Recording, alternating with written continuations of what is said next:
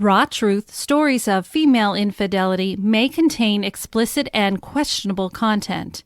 The views and opinions expressed in this podcast are those of the individual podcaster Rebecca Adams and are not based on the advice of a licensed therapist, psychologist, or psychiatrist. Listener discretion is strongly advised. Human lives follow many paths, presenting twists and turns and choices never planned, never expected. Temptation, anger, depression, and loneliness all can lead a person to a mistake they can't take back. Facing judgment and isolation, a person can feel very alone.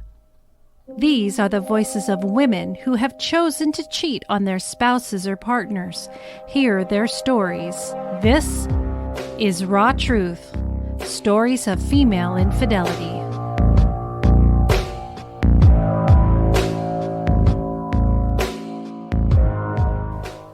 Oh my goodness. Hello, everyone. Welcome to Raw Truth Stories of Female Infidelity. Thank you guys so much for hanging in there and understanding that I just needed to take a little bit of time. And it's kind of, I've experienced this over the years when it comes to death. When my first husband committed suicide and my dad died, I just kept pushing through, push, and then I collapse instead of just allowing myself to accept at the beginning and work through it. It's kind of backwards with me. And I think I was getting to this point, especially since the death of my husband has been not a very cut and dry situation. There was delays, and I'm still working with the hospital and the cause of the death. And we're going from there. And then delaying his celebration of life by 5 months because I wanted to make sure everybody had the opportunity to feel comfortable and find an outdoor event. So I needed to make sure or a venue rather. And I wanted to make sure that the weather was decent. And so all of that just dragged on. And I actually went to my boss right before my husband's service, which was in the middle of May, and tell him I either need to take some time off or I'm going to go crazy. And so I've actually been off work these last couple of weeks, and it's been helpful. It's allowed me to think about everything and cry, make some changes in my home, not to remove my husband, but to start opening that chapter and creating a new me within my home, so the things of my husband's are just not always right there in my face. Constant reminder. I mean, he's never going to be out of my mind, but it's important that I start adapting and making the changes that I need to try and heal, which right now I just don't know if I ever could, but it's going to take time. So anyways, thank you again for always being there and so supportive as I start off this June 6th episode going blah, blah, blah, blah about everything. And so thank you guys so much. Today we're going to read a story from Iris. And she sent this back to me last fall. And it was real interesting because she had been listening to the podcast and was pleased with it and wanted to share her story and appreciated not feeling alone for the affair she'd been having and her marriage. And I was getting ready to prepare it the way that I usually do. And she messaged and said, my husband wants us to hold off on this. And so I said, okay. She needed to alter some things or something like that. And so some time went by and she sent more in, and then we just kind of recreated the whole story between the couple that she had sent in. And I'm excited to finally be able to share this with everybody. She's also been a big supporter of mine through my grieving and has touched base and is a very kind and caring woman, and I can tell Also, I wanted to do a quick hello to my newest Patreon subscribers. I had a good handful of them sign up for the month of May, even though I wasn't putting out new episodes. I was real excited to see that there were some new people. So welcome. And those people who are not familiar with Patreon, listen to this and it'll explain to you a little bit more about what it's all about.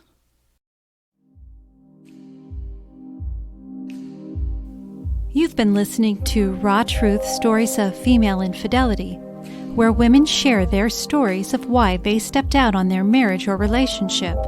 But have you ever wondered what the husband or partner has to endure when they find out about the affair? It's such a controversial and sensitive subject. It's not as though one just talks about it casually among friends. However, there is a place to hear the betrayed partner's point of view and their side of the story. The wife left before my wife got home, and I felt numb. I couldn't move. I looked like a statue as she drove away. My son snapped me out of it by opening the door and asking me who she was and what she wanted. I told him she was trying to sell me something, more like steal something. My world was stolen in my garage that morning. I went in trying to act normal and failing miserably. I went into autopilot until she got home, 10 minutes after I called. I just looked at her with her eyes wild, wondering what happened, and said one word, his name. Then I drove to school to drop off my kids. One in elementary, one in middle. The drive home was the longest drive of my life. My driveway loomed ahead of me, taunting me about a life that was versus a life that is. I'm not trying to sound melodramatic, but honestly, looking at my house when I pulled up, it almost filled me with dread, as if it was haunted. When you subscribe to my Patreon, you get access to these exclusive bonus stories, which also include men's stories of their own infidelity. You will have early access to ad-free episodes and, of course, my blundering blooper reel. Visit my website at rawtruthstoriesoffemaleinfidelity.com to subscribe. I ask for a $3 a month pledge with your subscription. Perhaps you even have a story you would like to share. Remember, it's always anonymous and always without judgment.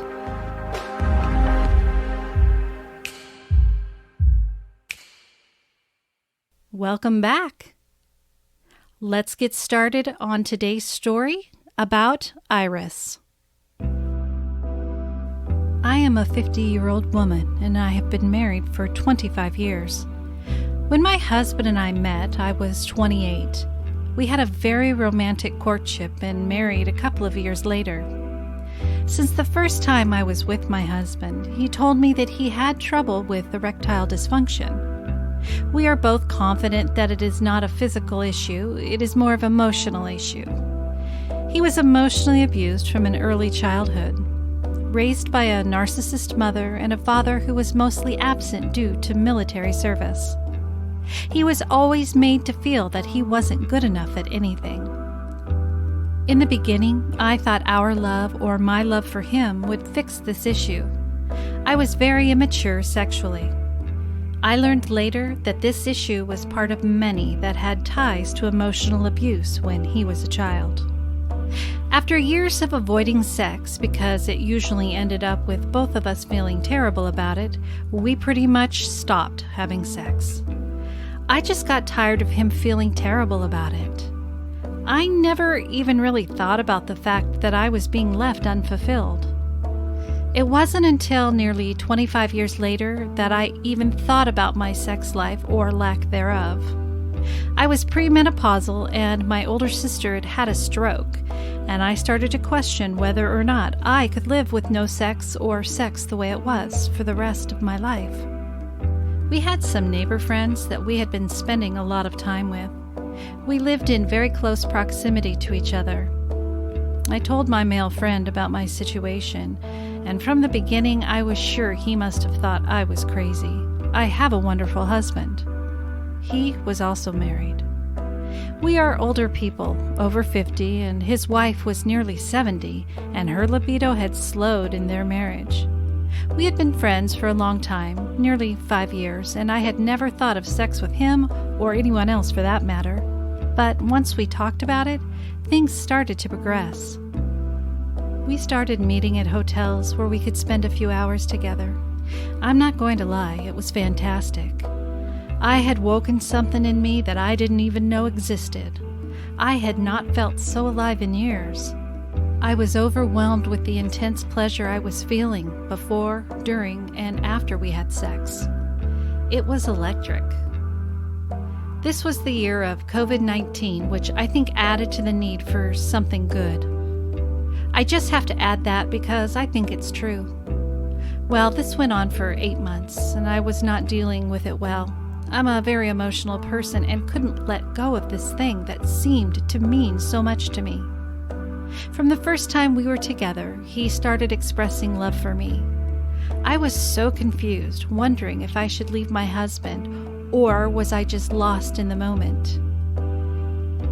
My husband was sure that he was losing me, but wouldn't really talk about things. Eventually, things came to a head, and I had to tell my husband because the person I was having the affair with told his wife about it. Things got really ugly. My husband threatened suicide. The friend I was sleeping with told his wife and told me he'd be willing to leave her and be with me. I wasn't willing to do that. I was scared and confused and really worried about my husband. I told my husband that I had made a huge mistake and I wanted to come back home. He wanted that too, so I went home. Most of my friends and neighbors turned on me. My husband didn't. He recognized that he had a part in this. I told my husband that I wanted to try and work things out, but I just couldn't let go of my lover. Then I was with him again and my husband found out. It's been 7 months since my husband found out the first time. It's been a very difficult road. My husband does take some responsibility for not nurturing our sex life, and I in no way put all the blame on him. We drifted apart and created a situation that only needed a little push. I am still deceiving my husband. I have seen my lover a couple of times since things blew up. My husband doesn't know. I've tried to talk myself out of it, but I can't let go. I really do love my husband, but in the sex department, things are still difficult. A side note, my husband told me when I asked him what turned him on, that the thought of me having sex with someone else turned him on. That was really weird to hear. We had talked about, on my persistence, how he would feel about me having sex outside our marriage. He said he couldn't do that. I don't want to lose my husband. Part of me is willing to give it up, and part of me isn't. Things are still precarious. I'm confused. I struggle with arousal with my husband, but we are at least working on it, and I am hopeful. My husband has a therapist now that's helping him a lot with the things that have been needing attention for decades. I really do feel, even with all the pain, that we are better and have a better relationship than before this had all happened. I still don't feel that I have all the answers for myself, but with some time passing, I can see things more clearly than I could when I was caught up in it, and that is a comforting feeling. Update. It's been close to a year since the affair was discovered.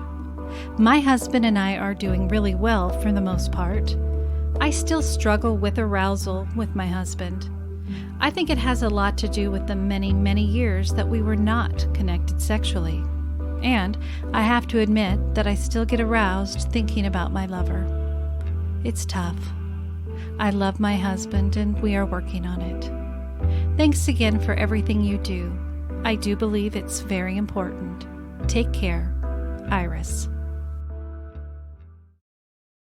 Oh, Iris, thank you so much for sending this in. I know myself personally, I can relate to some of the things that you said, as well as many other women who are listening today. You know, as I've said before, I know you went into this marriage with the best intentions, but sex and connection that way is so, so important. And yes, people can say, well, we're still just as close as we can be, but intimacy is such an important factor in marriage. And I hope through his therapy that he is able to find a way to be more sexual with you or feeling more capable, because it would, I bet, just bring you two back together on that level that you've been missing for 25 years. And it shows that you do have a good heart, because you were like, you know what, I thought my love would help. We're going to be okay. Sex isn't that big of a deal. But, you know, in all honesty, I didn't have my first orgasm till I was 36 years old. I didn't know what everything was about. And so we do, if we aren't real sure and we're naive, or just we haven't had a lot of experiences, it's certainly, you know, can change when you start to learn about sex and feeling important and aroused and all of those emotions and feelings that you get. So when you're not getting that at home or with your partner and you long for that, you know, some people just go find it. And then, yes, there's always that extra piece of emotional connection that you do get to your affair partner, or your lover, however you prefer to recognize them. And of course, it's hard to say if it's the limerence kicking in, or if it's, and that dopamine, or if it really, really is love. You do become addicted to how you feel in those moments of excitement. You long for it. You think about it all day long, and this person has become everything to you. And then you add the guilt factor into it, because you know what you're doing is not okay because you're married to somebody else. That then adds more pain, confusion, because you want to be with this other person. You don't want to hurt your husband. You have all these different feelings and nobody to talk to. So that is why I am here. That is why all of you are here, to know that you guys, all of us have experienced these same feelings. And I want for you, Iris, to do what you want to do that's going to make you happy.